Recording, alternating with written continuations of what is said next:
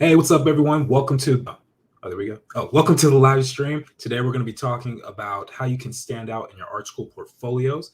And if you want to learn how to turn your artistic weakness into your strength, then check out artprof.org, where we have lots of free resources, tutorials, critiques, art dares, and all that cool stuff. So, Clara, why don't you get us started on the conversation for today? Yeah, we're going to show you some specific formats and subject matter that you can tackle in your art school portfolio that we don't tend to see very much because, Jordan, you've reviewed a whole bunch of portfolios. Would you say that similar things tend to pop up? Yeah, there's very similar subject matter, even like things like compositions. And I think there's this sort of block that a lot of 17, 18-year-olds have where there's just a lot of people don't think to move past that. So I think it is a topic worth discussing.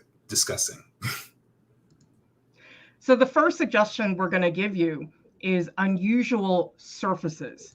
Because I think for a lot of people, the default reaction is, oh, I'm going to make a drawing. There's a white sheet of paper, right? But you don't have to do that. There's so many other things you can draw on, like this image here was drawn on a piece of plywood.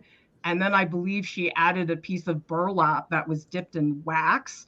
Or what's going on here with the surface, Jordan, that's really different?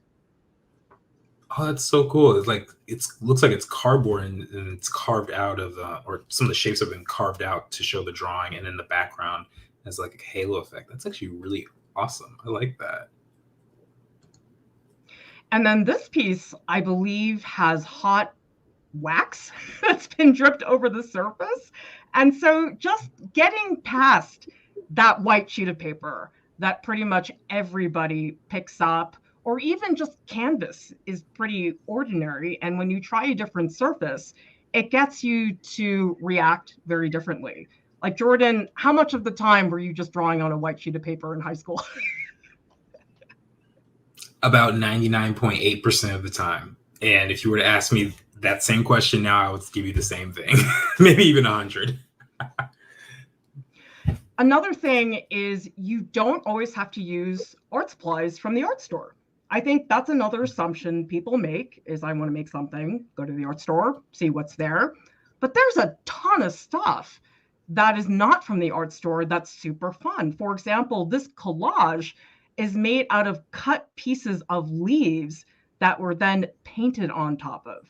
Why do you think it matters, Jordan, that Luna used leaves for this? First of all, Luna did an excellent job. This is so cool.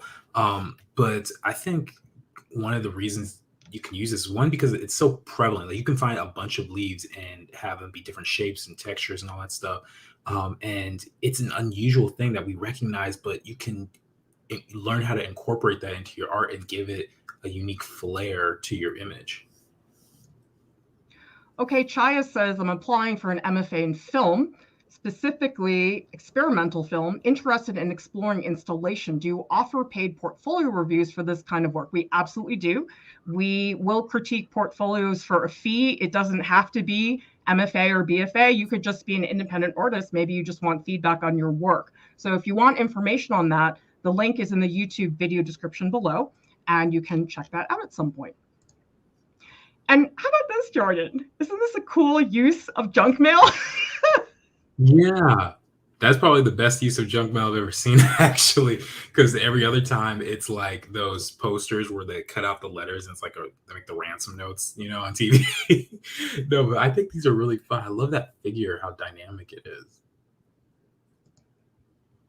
Even this person just raided their kitchen and just got food and arranged it. And it's actually a really beautiful design. And so this is the type of thing you just don't see it that much because, Jordan, if you're an admissions officer and you're looking at all these portfolios, how many portfolios do you think one admissions officer looks at in a single season? Thousands at the minimum. Like, I mean, if you're there's maybe a couple hundred per year or per class, and those are the accepted people, and you're talking about a school that only admits 30% of students, then you're probably definitely looking at thousands of multiple of those. So yeah, you definitely want to stand out in that. Well, I think what starts to happen once you've seen, I don't know, 500 portfolios, they all start to look the same after a while. I'm sorry to tell you that, because I know a lot of you work really hard in your portfolios, but that does happen when everybody's drawing on white paper with the same materials. Things do tend to mesh together. So mixed media is a great way to get things going. For example, this is a acrylic painting tutorial that Lauren Welch did, and she actually takes coffee grounds and she mixes them into her acrylic paint. I mean, have you ever done that, Jordan? No, I have not done that, but I've seen other people take like plastic and like glue it onto their painting, or for tinfoil or just some material. I had a hard enough time with paint by itself as it was, so I didn't venture out too much. I have to say, though, sometimes the mixed media, it can actually make things, quote, easier, because when you're mixing, say, sesame seeds into your paint, the paint sort of takes on a life of its own. And it's almost like you don't have to work as hard sometimes. And that's, to me, the beauty of mixed media, is that the integration of all the parts becomes so substantial that you can sort of get away with a less exciting composition, because people are like, whoa, look at all these supplies and all these textures, and this is not what I anticipated seeing. Like, how does the string change this drawing in this image? I think we talk a lot about texture, and if you're just talking about a painting, sometimes the paint kind of lifts off the canvas and there's that tactile feeling. With this, I think it just makes you feel more immersed in the piece. So instead of just seeing the little lines of string actually put in the piece, you could reasonably touch it, or move it around, or if the wind blows you could see it shift, and it adds a whole different layer of complexity to the image. I also think that mixed media tends to be something people just don't really do very much. At least in high school, it was just, oh, I'm making a charcoal drawing. Now I'm making an acrylic painting. It never occurs to a lot of people in high school to blend things together, especially things like string and a crayon drawing. So I'm wondering, people in the chat, who here has done mixed media, and what do you think mixed media has to offer an artist that maybe you don't get when you work straight with acrylic paint? Because I think it's really fun when you look at all the different media, and it's like you don't know where one begins and where one ends. That's the challenge. Sometimes it just looks like two media next to each other, but getting them to integrate really successfully is very challenging, and it's really fun to just play with these supplies. Yeah. Mm-hmm. I think part of it also, just I wonder if it's even recommended in high school when you're experimenting with this stuff, because our teachers and they might be talking about the basics, but I don't know if they're ever pushing to try something that out there and that out of the box, especially when you're talking about applying to schools where there is kind of you almost have to be safe because you're trying to get into this school that you've been dreaming about. Lindsay says, I work digitally, so my challenge is creating texture to make it look analog and give it depth. Well, Jordan, I know there's a lot of artists out there who do both digital and traditional media. For example, you might have a drawing that starts traditional, maybe you scan it, alter it digitally, and then print it out and rip it up and turn it into a collage. I mean, there's so many options for blending digital and traditional together. Mm-hmm. Yeah, there's a lot of options, and I think the thing with digital that a lot of people should begin to recognize is it's just a tool. It's just like a paintbrush or a pencil, and though you can do so much with it, that's really all it is. It's not a make art button, so you still have to apply that same creativity that you would in a traditional piece into your digital piece, and it can create way more options for you in the long run. Well, I really like this point from contemporary Sumera, who says, I do lots of mixed media painting. Most of my works have tons of textures. I absolutely love the fact that you're able to experience a piece by touching it as well. There's definitely a physical experience with mixed media that you're just not going to get with other materials. So definitely just try it. Like, you got nothing to lose. If you try it and you hate it, fine, but it's something to really give it a shot. Okay, let's talk about this. Political art, current events, and history. Jordan, why do you think people in high school, it never occurs to them most of the time to tackle any of these subjects? You know, it's interesting. Sometimes I wonder if it's that people at that age don't always think about those things. Like when I was 17, 18, I wasn't thinking about politics or current events. Like that just wasn't on my radar. But the other thing I think for those who are interested, it might just be fear of, of attacking someone or attacking someone's values who's on the other end, because you don't know who's going to be looking at your work or what they believe. And you don't want to give yourself an unfair bias by sending in something that is so marked with something that's disagreeable. Well, Ginger Cell says, I thought political art would be bad because it's controversial. Well, if you were an admissions officer, Jordan, and you saw one of these political pieces, would you hold it against the student? I personally wouldn't, but I don't know. I've never been on the admissions side before, so I don't know. Some people might have those feelings, but I think personally that it's always good to push those boundaries, because what it says about you as an artist is you have strong opinions about things and you are willing to go on unsafe territory, or you're willing to try things out. And that to me is actually the mark of a leader. And that's the type of person I think schools would love to have in their institution, is someone who can hold up the values that they believe in. And we're not saying that, oh, you must do this to stand out. We're saying here's an option.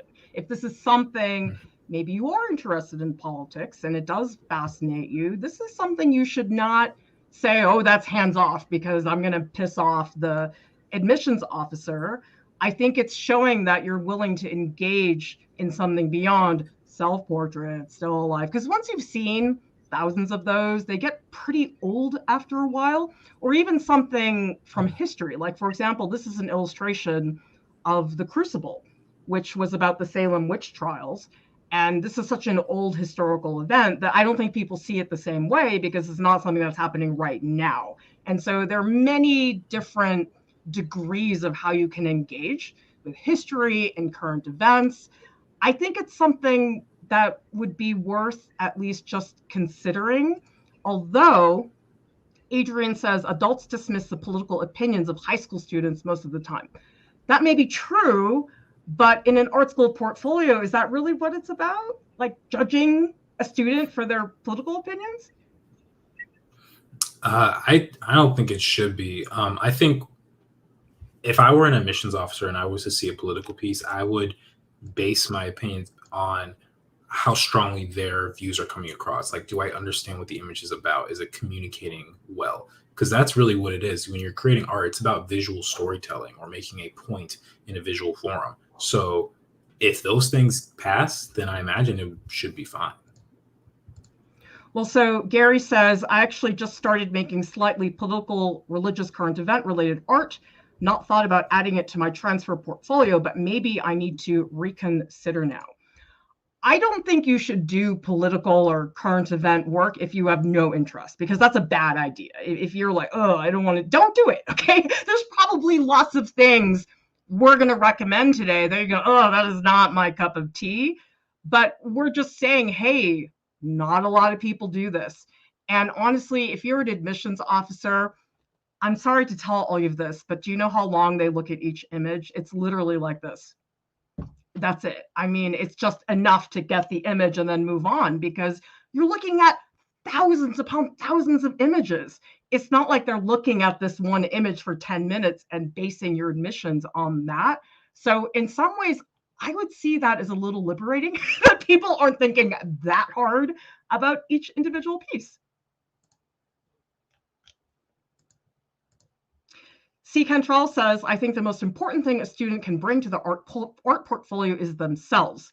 That's what will make them distinctive. Well, Jordan, how do we do that? Because you hear that all the time. Be yourself. Show who you are. Like, what does that mean in an art school portfolio? That is tough. I imagine for me, I just put things that I was genuinely interested in drawing. I think you can tell when someone is interested in creating the piece that they're working on and they submit that, there's a authenticity there. It's almost indescribable. It's sort of like when you hear a song and you could tell that the singer's just putting their heart out into it. It's almost something you can't really see. So yeah, just do things that you're interested in. And I think that's part of the point of this whole stream is try different mediums. Try talking about things that you want to talk about. If it's religious topics, if it's political topics, if it's, socioeconomic, whatever the issue is, talk about it and make your points known.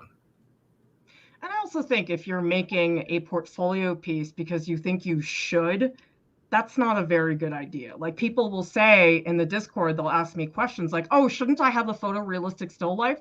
I'm like, only if you really want to. I mean, there's no literal requirement that says draw a photorealistic still life in pencil. I mean, maybe there are schools that have something that's specific, but there really aren't that many.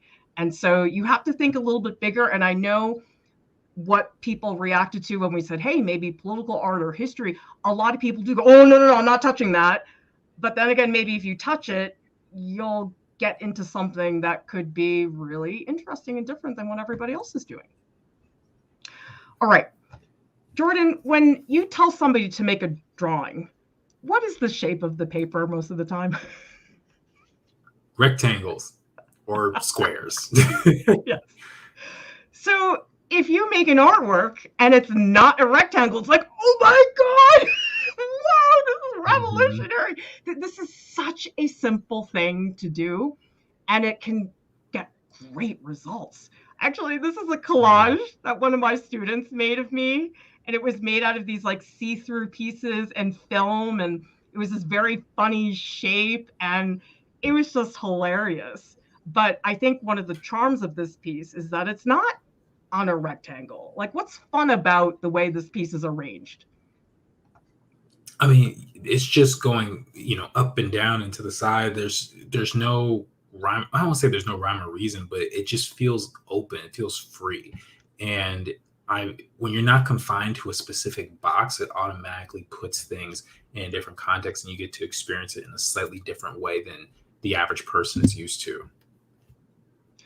I think that it's clearly a really humorous piece, and the way things are scattered around, it just has this really playful, whimsical quality. And if you had it on a rectangular sheet of paper, maybe it would have felt a little bit more constricted.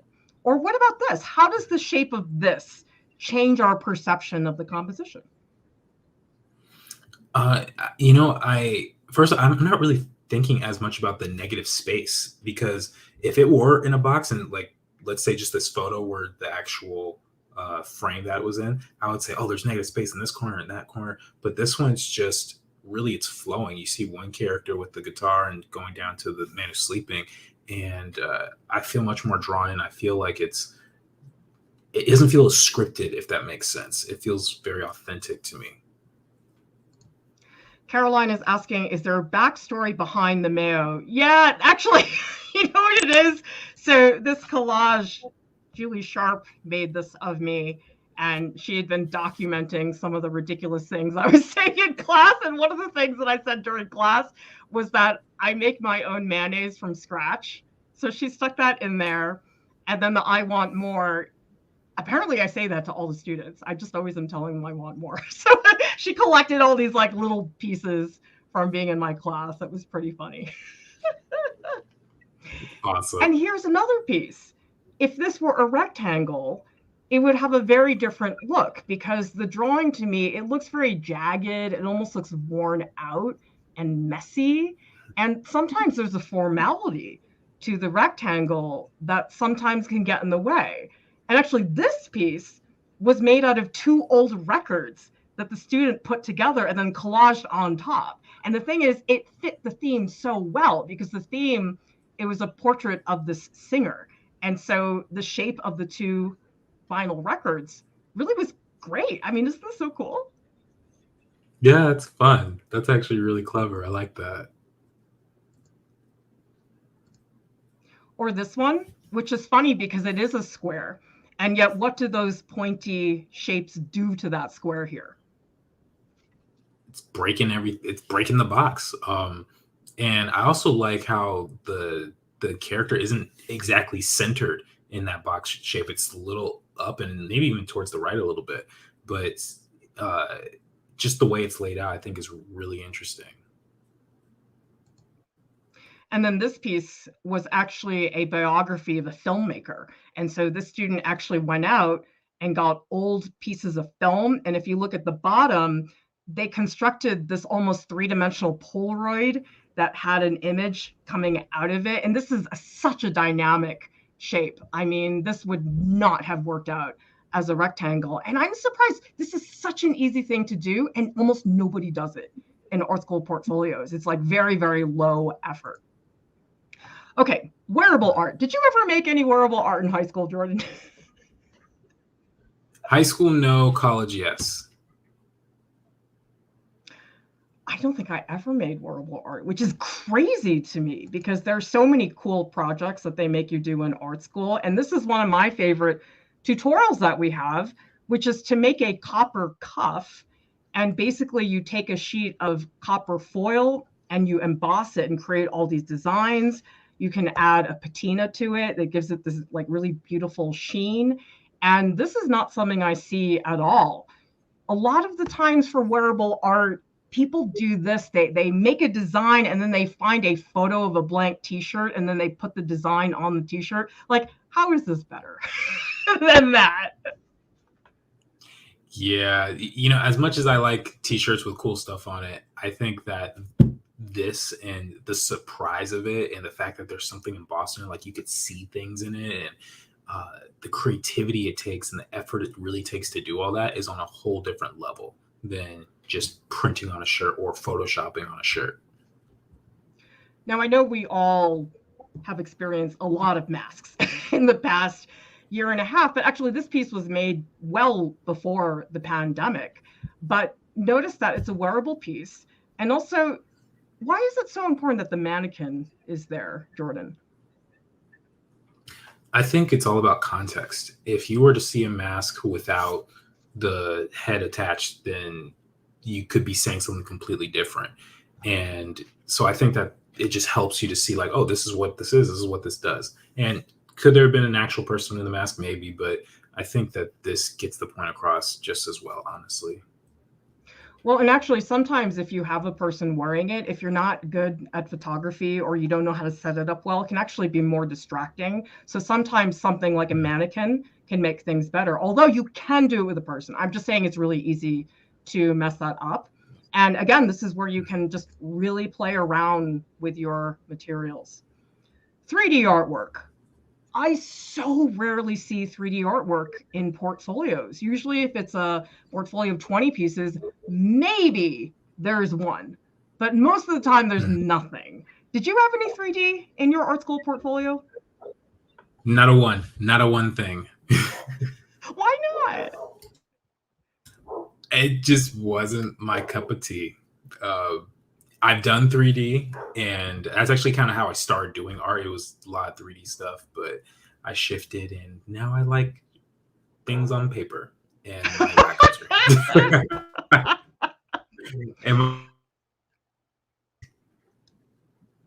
Well, 3D is such an easy thing to think about, like, oh, I'll make a 3D piece. But I think what's really hard about it is a lot of people don't know what materials to use. And if they do think of something they want to do, a lot of the times people don't know, oh, what supplies do I need? What tools do I need?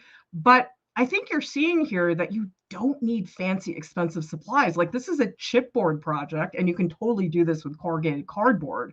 You just need a knife, a glue gun. This person just carved an apple. And so the 3D artwork that you create, it does not have to be super high-end welding, something crazy. Like, do you know what this one's made out of? I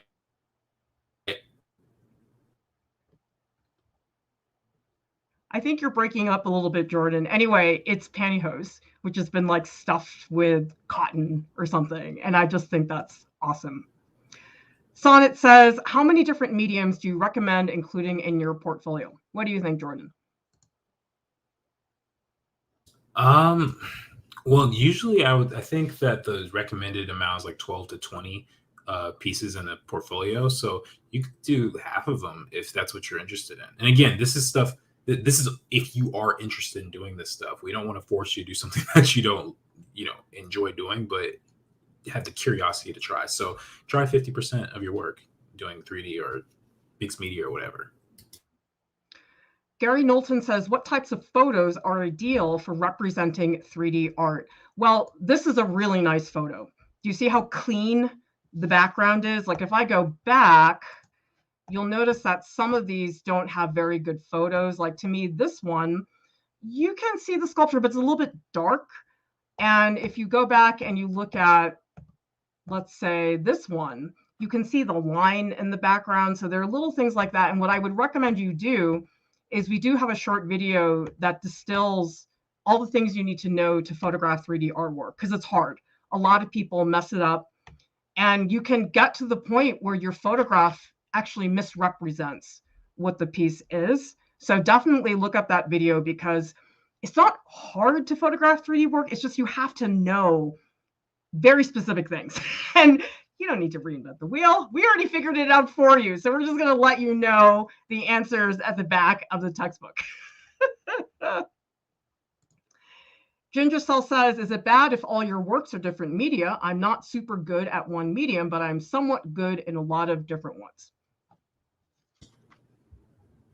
I don't think that's a bad thing, because when you're applying to art school, most people who do that are 17, 18 years old. And I don't think any school expects you to know exactly what you want to do by the time you graduate 4 years from then. So this is the time to experiment. This is the time to show, like, hey, I'm not just a one-trick pony. I am a jack of all trades. I can do this, I could do this, I could do this. And even for job stuff, that's even better. Just to be that marketable and that skilled in a lot of different areas is great. And also, don't ever make an assumption on a certain material, because I remember when I was in art school, I did not want to take the 3D class, but it was required. You had to take it. And I was really annoyed because I was just into painting and it didn't interest me at all.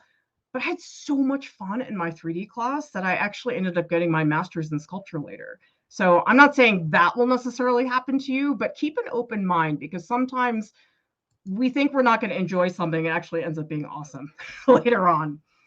Okay. I feel a little bad recommending this one because this one's hard. And so if there's anything here I would skip, this is the one. But why is linear perspective going to make you stand out, Jordan? Because people hate drawing perspective. It is not particularly fun for most people. And the thing with it is it's either right or it's wrong. There's a very small margin of error when it comes to perspective. And if that does show itself in your portfolio, then that's gonna catch someone's eye.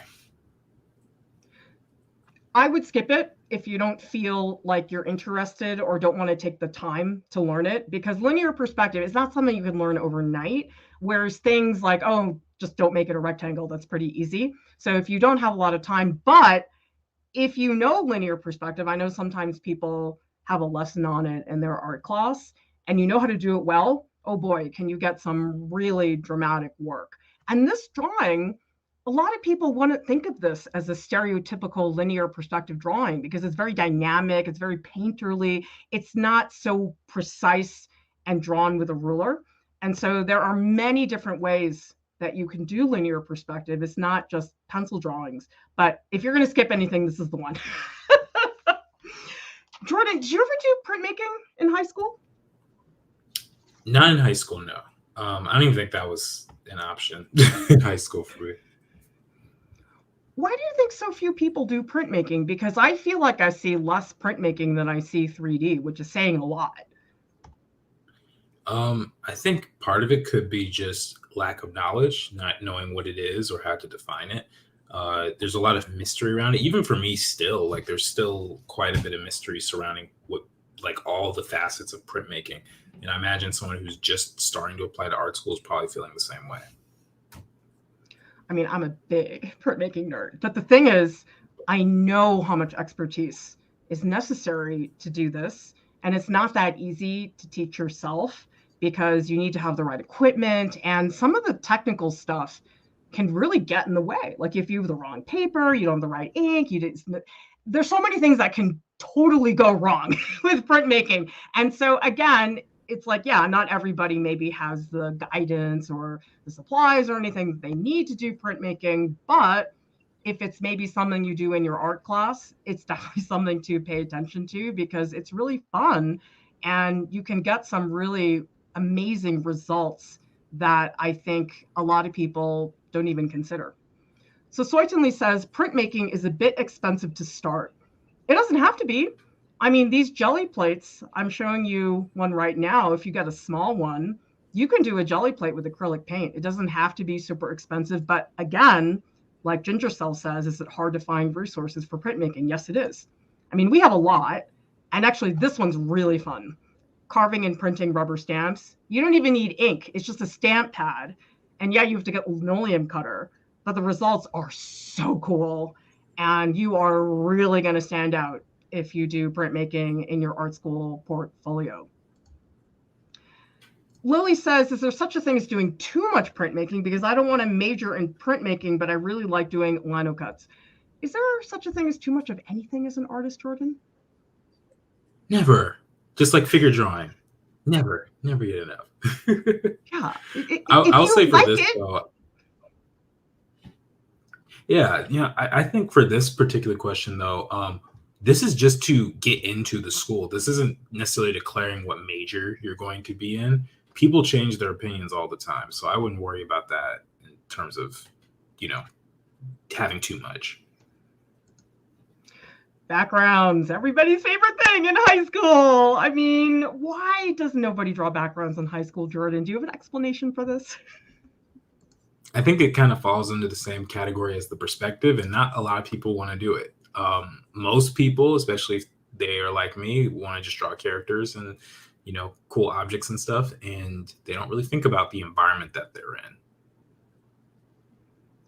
So having any background is going to help you because most artists in high school are really into the portrait or the figure, and then you just have these people floating in white space.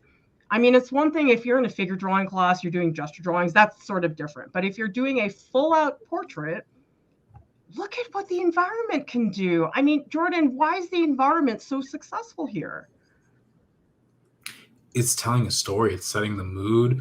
There's a composition. It's leading your eye, and we're trying to figure out like where these people are going. Like, what's this archway that they're walking under?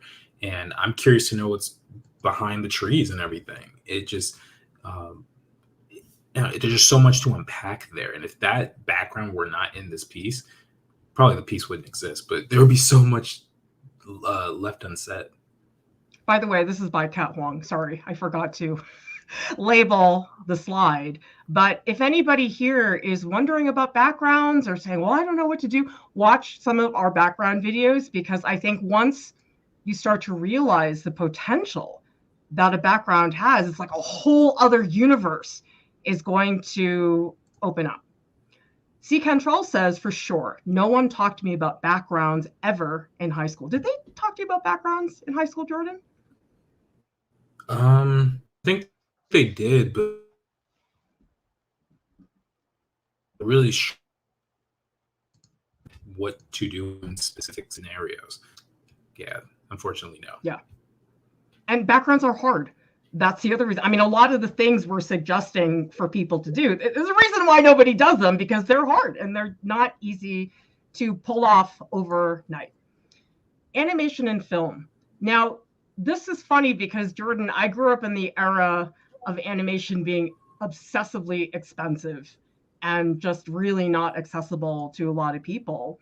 But you can do animation for free now so fast. So this is a tutorial that Deepti did where you just carve or you draw on top of a vegetable.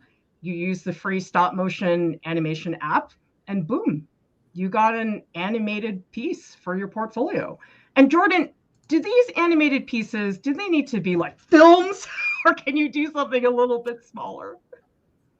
If you're that ambitious to make a whole film, go for it. I actually did that. I did like a 1-minute short film in my portfolio, but I don't think that's necessary. And it took me like 8 months to do it. So yeah, don't hurt yourself, but have fun with it. Show what you can do, and like the rest of the stream, experiment and try and be you. Be your unique self.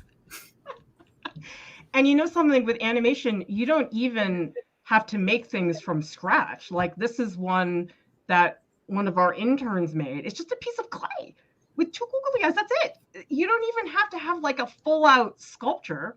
And this is a really cool cut paper animation. It's stop motion. So she just cut out a bunch of pieces, moved them around. And this is a beautiful animation. And these are all short. These are not pieces that go on and on. And I think sometimes people do think, oh, it's got to be a film. It's like, no, you could do just a quick little loop and that would totally be okay. Perry Yu says, if I'm applying to animation illustration with the goal of doing visual development, I've experience on a visual development studio job. Would it help my portfolio stand out in a good way? What do you think? Yeah, I think so. I don't imagine that anyone would have a problem with you having experience working in the field that you want to work in while applying to school. Like, I just can't see where that's going to be a downside for you. And so, yeah, if you're applying, mention it, put it somewhere, or say it in your artist statement or your statement of intent or something like that, and see where it goes. Well, here's a follow-up. They're saying, or should I do my own stories and characters only? Yes, I would. Because you don't want to submit something that 15 other people worked on. That's not really appropriate for an art school portfolio. So I don't know the specifics of your situation, but yeah, you do want it to be totally your thing. Errol says, what about white backgrounds? I think it depends on the piece. I'm not going to say white backgrounds never work, but it is something that's incredibly common. And if it's going to be like that, I think you need to plan for a white background. Like Clara said earlier, if you're doing a figure drawing, that's one thing entirely. If you're doing a fully painted thing and it just has a white background, or like how little kids do like the blue strip of sky at the top of their page, something like that, then you might want to reconsider. I would just say, Errol, you can let the white background go for a little bit. You can try some other things. Because every time we tell people the background, there's always somebody who says, but what if I need the white background? And I'm like, all right, you could just eliminate all these possibilities and just do that one thing over and over again. And it's like, okay, if you really put yourself out there, you still decide, I only want to do white backgrounds, fine. But you got to give these other things a shot first. I know they're hard. I know they're not what you're used to, but this is why these things will make you stand out, because not a lot of people are doing them in these art school portfolios. So artist books. You ever make an artist book by hand, Jordan? I think I have. I'm trying to remember when and where. I made a book, like I actually like the oh my gosh, the binding and everything, but I didn't put anything in it. I was taking a book making class. So yeah, that was it. I mean, you can make an artist book and leave it blank. These are artist books that I made in my pre-college design class, where I had the students actually create something inside. So they used to do these gouache paintings. But you can see this is such a beautiful format. It's really fun. And also, if you want to just make like a Coptic stitch book, to me, that totally counts. I mean, I almost never see artist books in art school portfolios. And it's challenging, but this tutorial walks you through step by step. And as long as you're willing to follow the tutorial, you really can get good results. Well, collage, another area that sometimes people think, oh, collage, I did that in first grade. That's not really going to be serious enough, but we've got this collage from Jordan. Tell us about this piece. Yeah, so this was done in pre-college, and I don't even remember if it was supposed to be a collage piece. I really don't remember, but I did enjoy this, and I think my method was I just painted everything and then I cut it up afterwards actually and spread things out. So I probably made it a lot simpler than it needed to be, but I had fun with it. I think it came out with a really cool image that worked well in my portfolio at the time.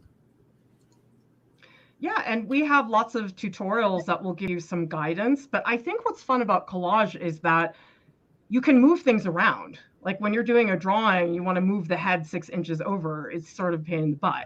And you can even make your own collage supplies. Like this is a project that Lauren put together where you actually just paint textures and patterns on sheets of paper, and then you cut them out into different shapes and you can create a scene. So collage can really be extremely fun and experimental. All right, everybody, we have some art school portfolio goodies for you that are brand new. Check out artprof.org. We have this section under Learn and Create. These are tracks. It's a structured sequence of video lessons and prompts, and we have one for art school portfolios. Jordan, why do you think people feel so lost when they're doing an art school portfolio, and why might this structured track be helpful? I think it's one of those, I think when you're creating a portfolio, there's often so many questions because most people have never made one before. And so you're trying to not only produce good work, but then trying to find out what work to produce that will impress these colleges that get all thousands of submissions a year. And so by having a set structure like this, I think that it'll put minds at ease and it'll make everyone say, oh, well, I can do that. No problem. Just give me a couple of days and a couple of weeks and I'll be set. And then the other thing we have, in addition to the tracks, so just to be clear, the tracks are free. You have all the video lessons, everything is available. Now the premium courses build on top of the track. So we use the track in the premium courses and we do charge a fee for these. But what's really nice about the premium courses is you get to work with myself and the Art Prof staff. And we have voice sessions twice a week. And then we also have critiques that we provide in the Discord. So Jordan, why do you think this edition of the feedback in the Discord, ongoing voice sessions with us, why is that different than, say, just the free track that you're like totally on your own? I think getting feedback is one of the most important things about being an artist. And oftentimes when we're creating something, we have a hard time self-critiquing or knowing what's wrong and what's going right. And so to have people to bounce this off of through voice sessions and the Discord and everything, it just makes it so much easier. And quite frankly, that's kind of what art school is. You're just verbalizing, and critiquing the whole time. That's literally it. So you're getting like a mini shot of that in this. And I also think for a lot of high school students preparing their portfolio, they don't have guidance. A lot of times your high school art teacher maybe isn't equipped to do that, or you're trying to get feedback from your mom. Like, does that work, Jordan? Yeah. No. I wouldn't trust family with feedback from art unless they are artists themselves. Even then, they're so biased, and you're like, oh, you're just saying that to be nice. We're going to kick your butt in the premium course, and we're keeping the premium courses very small. So each section is just 6 students. We're going to really work with all of you very intensively, and there'll be lots of butt kicking. So if you need your butt kicked, you should sign up for a premium course. We are running 2 of them. One is going to be for 3 weeks in December. We're going to do another one that is 4 weeks in January, and all that information is posted on artprof.org. So check that out. This slideshow is also available. The link is in the YouTube video description below, and you can access all of our slideshows on artprof.org. ArtProf has a podcast. It's available on Spotify and also on iTunes. And Jordan and I are going to be hanging out in the ArtProf Discord in the post live streams channel in about a minute. You can hang out with us and we can answer some of your questions. I know there are some that I missed that came in towards the end. Subscribe to our channel, like this video, leave us a comment because we always need help with the YouTube gods. And a big thank you to our top Patreon supporters for helping us keep ArtProf up and running so we can provide resources for all of you. Thank you so much for watching. We'll see you next time. Bye.